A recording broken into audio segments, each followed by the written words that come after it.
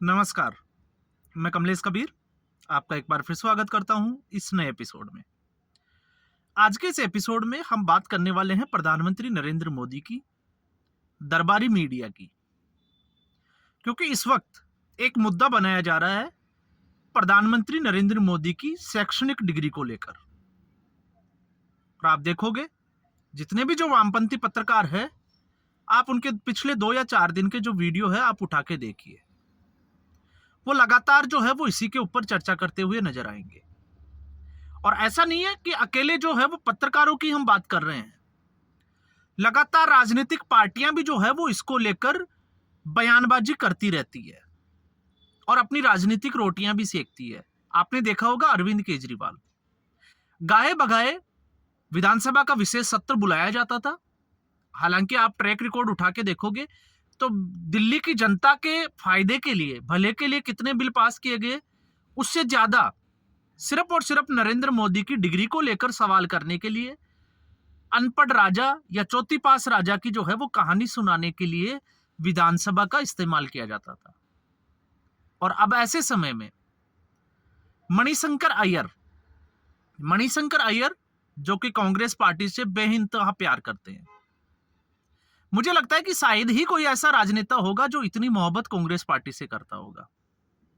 और वो कांग्रेस पार्टी से जिस तरीके से वो प्यार करता है उसके लिए वो किसी भी हद तक जाने के लिए तैयार है।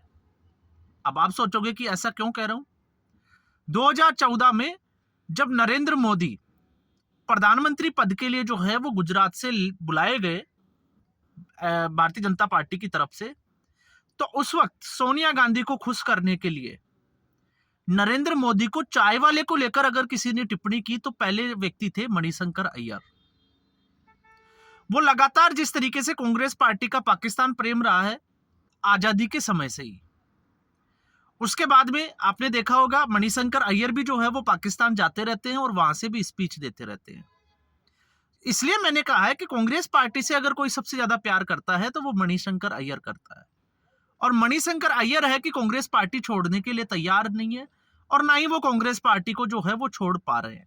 अब इसकी आप देखिए, इस वक्त जो है वो ऐसे समय में जब दरबारी मीडिया जो है वो लगातार प्रधानमंत्री नरेंद्र मोदी को डिग्री के बहाने जो है वो कोसने की कोशिश कर रहा है, या हम कहें कि जिस तरीके से प्रधानमंत्री नरेंद्र मोदी का कोई विदेशी दौरा हो, स्पेशली मैं यहां पे जिक्र करना चाहता हूं, या फिर भारत की साख जो है वो अंतर्राष्ट्रीय स्तर पे थोड़ी सी मजबूत होती हुई दिखाई देती है, तो फिर इन लोगों के पास जो है वो इस तरीके की कहानियां होती है। वो लगातार जो है वो नीचा दिखाने की कोशिश करते हैं और ऐसे समय में ऐसे वीडियो जरूर बनाते हैं।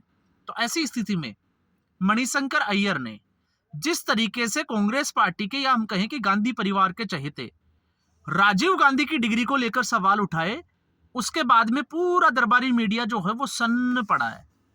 और मुझे उम्मीद है शायद इसके ऊपर भी वो वीडियो बनाएंगे, लेकिन वो वीडियो बनाएंगे नहीं।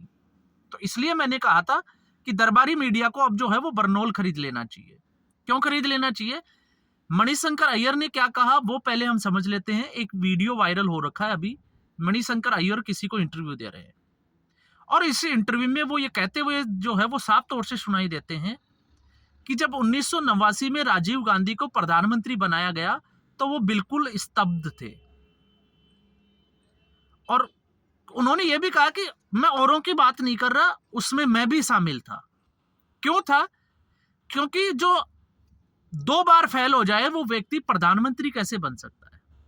फेल कैसे हो जाए? तो मणिशंकर अय्यर ने राजीव गांधी की एकेडमिक जो शैक्षणिक योग्यता थी उसके ऊपर सवाल उठाए कि वो एकेडमिक में कमजोर स्टूडेंट थे। उसके बाद में राजीव गांधी पढ़ाई करने के लिए कैम्ब्रिज विश्वविद्यालय गए, कैम्ब्रिज विश्वविद्यालय में वो फेल हो गए। अब यहां पे मणिशंकर अय्यर ने यह भी तर्क दिया है कि जो व्यक्ति कैम्ब्रिज विश्वविद्यालय में फेल हो जाए, जहां पर पास होना सबसे आसान माना जाता है, और उन्होंने तर्क भी दिया क्यों माना जाता है, क्योंकि कैम्ब्रिज विश्वविद्यालय अपनी छवि को जो है वो बचाने के लिए, सुधारने के लिए वो किसी को फेल करता ही नहीं है। इसलिए फेल होने से फर्स्ट डिवीजन आना ज्यादा आसान है। और वहां पर भी राजीव गांधी फेल हो गए, फिर उसके बाद में वो पढ़ाई करने के लिए इंपीरियल कॉलेज ऑफ लंदन चले गए। और लंदन जब वो पढ़ने गए तो वहां पर भी वो जो है वो फेल हो गए। इसलिए उन्होंने कहा कि ऐसा व्यक्ति जो है वो देश को कैसे चला सकता है। तो जो कांग्रेसी पत्रकार और जो कांग्रेस के नेता लगातार प्रधानमंत्री नरेंद्र मोदी को इस मामले में जो है वो घेरते हुए नजर आते हैं। आपने देखा होगा सुप्रिया सिन्हा, वो चिल्ला चिल्ला के डिग्री मांगती है। तो अब ऐसे समय में कांग्रेस पार्टी के ही नेताओं को मणिशंकर अय्यर ने असहज कर दिया। अब दरबारी पत्रकार तो आपको मैंने बोला वो तो बिल्कुल सन्न पड़ गया, वो इसके ऊपर चर्चा नहीं करेगा और आपको देखने को भी नहीं मिलेगी। लेकिन आपको ये जानकारी जो है वो होना बहुत जरूरी है और आप लोगों को भी जो है वो पता होना चाहिए कि आखिर इसका देश में चल क्या रहा है। अब क्यों मैं इसका क्या कह रहा हूं, क्योंकि मेरा पर्सनल ओपिनियन ये है कि किसी की शैक्षणिक योग्यता से वो बहुत अच्छा राजनेता बन सकता है या बहुत अच्छा प्रधानमंत्री बन सकता है या नहीं बन सकता है, ये जो है वो सिर्फ और सिर्फ जो है वो मिथ्या और काल्पनिक बातें हैं। अब आप कहोगे कैसे, तो वो मैं इसलिए कहूंगा क्योंकि एक अनपढ़ व्यक्ति भी जो है वो बहुत ही सफल और कुशल शासक हो सकता है बजाय पढ़े लिखे के। अब जब पढ़े लिखे की बात आती है तो आपने देखा Arvind Kejriwal IT pass, income tax officer, और लगातार वो जो है वो अपने आप को डींगे हाँकता था कि वो आईटी वाला जो है वो मुख्यमंत्री है। आप 12 साल में, पिछले जो अरविंद केजरीवाल की 11 से 12 साल की जो सरकार रही, आप मुझे एक मुद्दा ऐसा बता दीजिए जिसमें अरविंद केजरीवाल ने अच्छा काम किया हो। क्योंकि सरकारें आती है, कुछ काम तो करती है, लेकिन उसके अलावा जितना झूठ अरविंद केजरीवाल ने बोला होगा, मुझे लगता है शायद ही किसी पार्टी के राजनेता ने ऐसे बोला होगा। मैं और किसी पार्टी की बात नहीं करता, उसमें सारी पार्टियां आ जाती है। इसके अलावा सभी पार्टियों के ऊपर अरविंद केजरीवाल ने आरोप लगाया, इंक्लूडिंग आप लालू प्रसाद यादव, मुलायम सिंह यादव तक को चोर कह दिया। सोनिया गांधी, राजीव गांधी को अरेस्ट कराने की बात करने वाला अब खुद अरेस्ट हो गया भ्रष्टाचार के मामले में।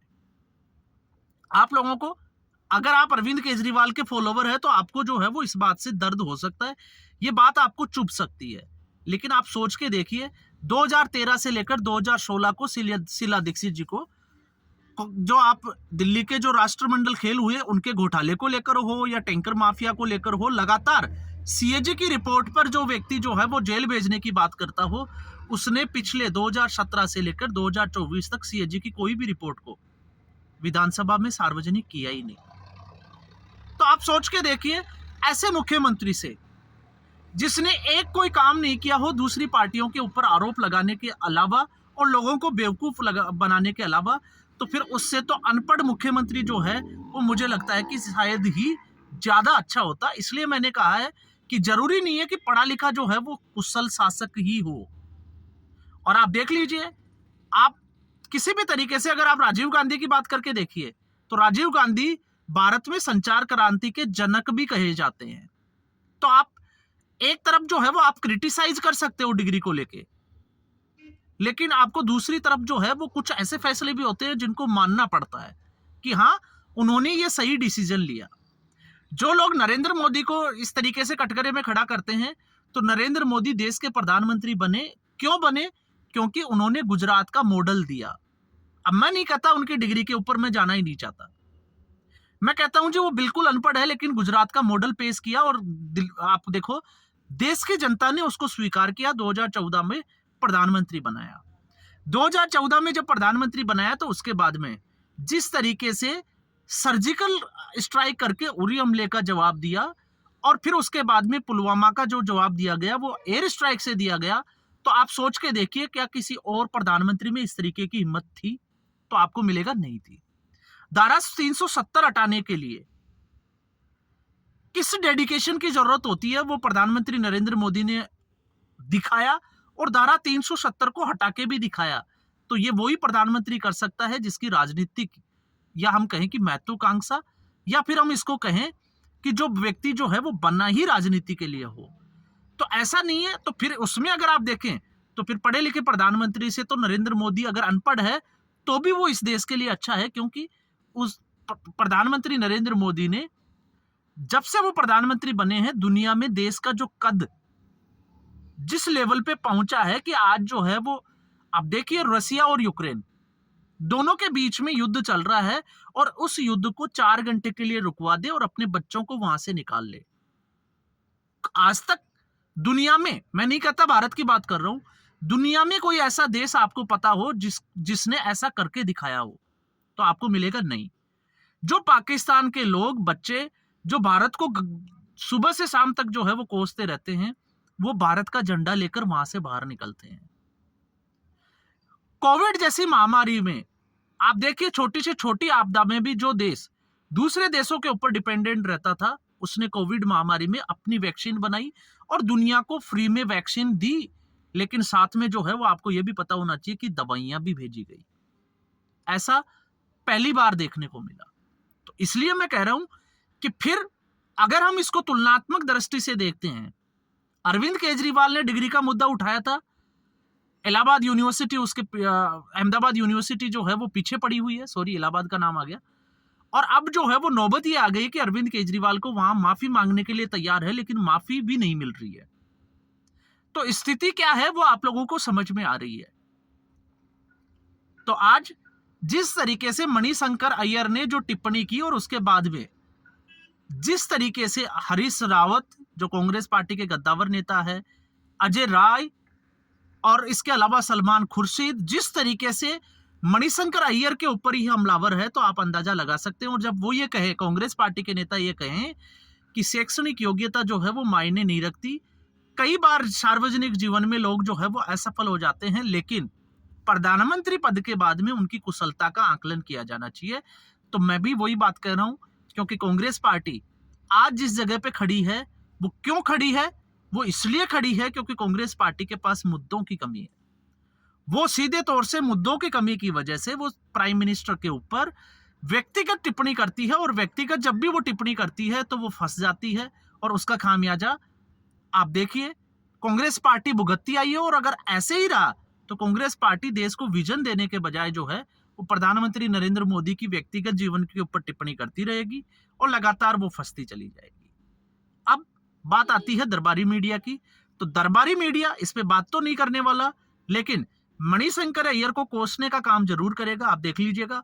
और उसको जो है वो राजीव गांधी की कंप्यूटर क्रांति के पीछे जो है इस पूरे मामले को जो है वो छुपाने की कोशिश भी करेगा। तो आज के एपिसोड में बस इतना ही। उम्मीद करूंगा वीडियो एपिसोड आपको पसंद आया होगा। वीडियो को लाइक करें, शेयर करें, चैनल जरूर सब्सक्राइब करें। और एक अहम बात, क्योंकि आप फिर जो है वो बोल सकते हो कि मैं कार में ही वीडियो क्यों बनाता हूं, तो अभी क्लासेस जो है वो चल रही है, बोर्ड के पेपर चल रहे हैं। तो ऐसी स्थिति में सेंटर के ऊपर थोड़ा रस होता है, और उससे बचने के लिए, ताकि डिस्टर्बेंस क्रिएट ना हो, इसलिए मैं कार जो है वो पार्किंग में खड़ी होती है, या मैं कहीं भी ट्रैवलिंग करता हूं तो कार जो है वो मुझे सबसे अच्छा, क्योंकि उसमें एक साउंड नहीं होती, कोई डिस्टर्बेंस नहीं होता, और बैठ के आराम से जो है वो वीडियो बनाया जा सकता है। धन्यवाद।